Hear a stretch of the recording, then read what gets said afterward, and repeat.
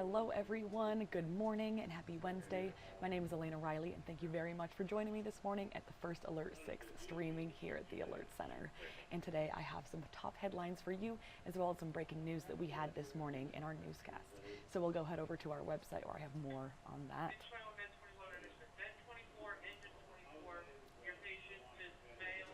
All right, here we are at First Alert 6 and then my web story, which is 6 things you need to know today on Wednesday, August 20th.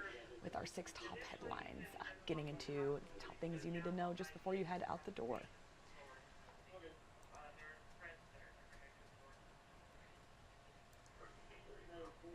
Okay, to start this morning, 2 people are injured after a single vehicle crash. This happened in central Omaha early this morning. This was our breaking news. This happened just before 3:30 a.m. And Omaha police officers were called to the crash in the area of 85th Street and West Dodge Road. Police dispatch confirmed with us just after 4 a.m. that the 2 crash victims were taken to the hospital. And officers plan to have Dodge Street back open by about 5:30. It was for sure open by about 6:30. This happened shortly before the peak of the morning commute. Other than that, we are told that the car was going westbound in the eastbound lanes of Dodge when it crossed over the median and spun out. That's what police tell us on the scene, and that the driver suffered minor injuries and the passengers suffered more serious injuries, is what OPD tells us.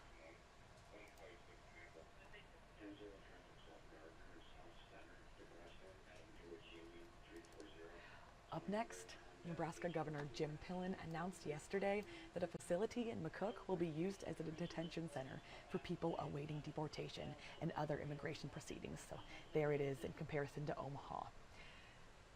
The Department of Homeland Security shared plans to turn the Work Ethic Camp, WEC, in McCook into a facility called Cornhusker Clink.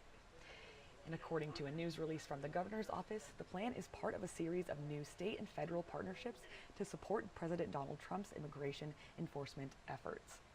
The Nebraska Department of Correctional Services has made an agreement with ICE to house detainees for 365 days. And Director Rob Jeffries said that a 3-year agreement is currently being negotiated here. The facility can house 200 inmates, but they will make room for about 300 minimal to low-risk detainees, is what Jeffrey tells us.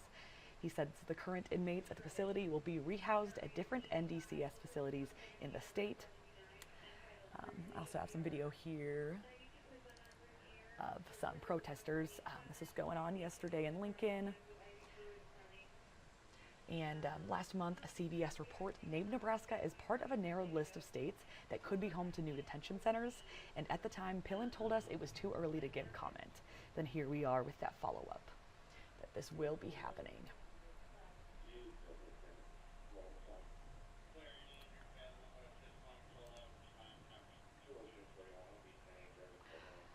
Up next, the Omaha Police Department is asking for the public's help to find a wanted man. They posted this last night. Here's what he looks like. This is Brian Mejia Gutierrez. He is 22 years old.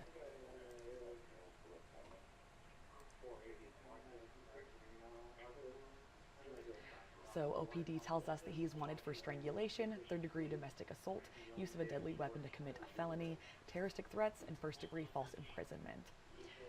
They shared this in a social media post, as I mentioned. They shared a photo of Gutierrez and urged anyone with information to please call detectives. This is at 402-444-4600. And that those that want to remain anonymous, you can contact Omaha Crime Stoppers at 402-444-7867 or on their website or the P3 Tips mobile app as well if you'd like to try that. If you have anything.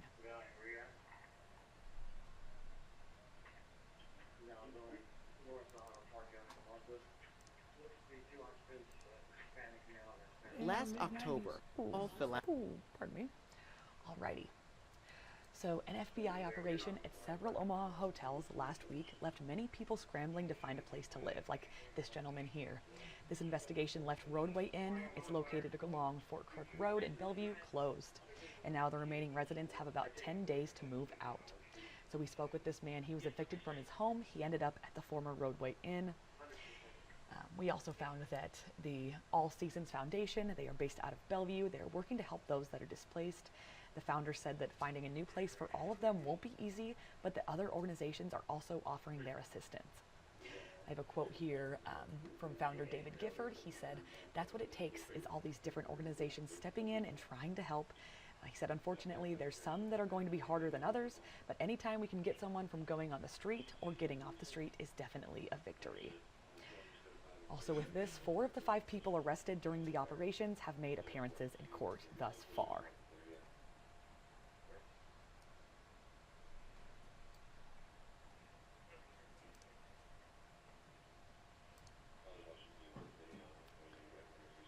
My next headline is that the suspect in the death of a vulnerable 67-year-old woman in an Omaha home is scheduled to appear in court today, this morning. So here's the suspect. It is Nikki Budlong. She's 53 years old. She's been charged with involuntary manslaughter, abuse of a vulnerable adult, and 3 counts of theft by unlawful taking in excess of $5,000. And she's appearing in court this morning. Here in less than an hour, she will be there.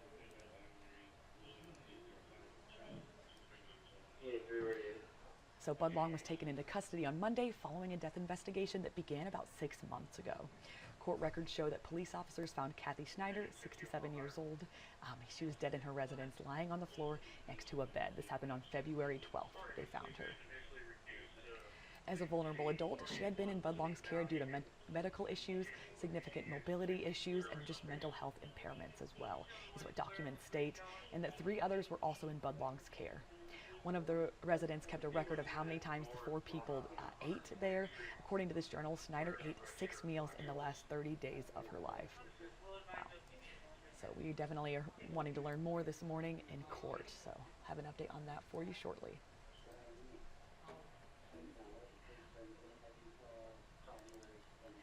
My last headline of the day this morning is that change is coming in the way the city of Omaha issues and enforces occupancy certificates for schools. This is following a First Alert 6 investigation. So last week, Elkhorn Public Schools opened Iron Bluff and Stone Point Elementary Schools, while they were still under construction. Both schools opened without an occupancy certificate from the city of Omaha. Officials say that this has been something done in the past. Here we see Omaha Mayor John Ewing Jr. Our John Chapman spoke with him yesterday. He said that all schools will now have to comply completely with the law. He said he will be making sure Elkhorn stays true to these promised construction deadlines they have shared with us. Ewing said, in part, one of the things the school district should be getting sometime this week is a letter from us explaining to them that we want communication throughout the process. But we want solid communication. That's what Ewing said in part.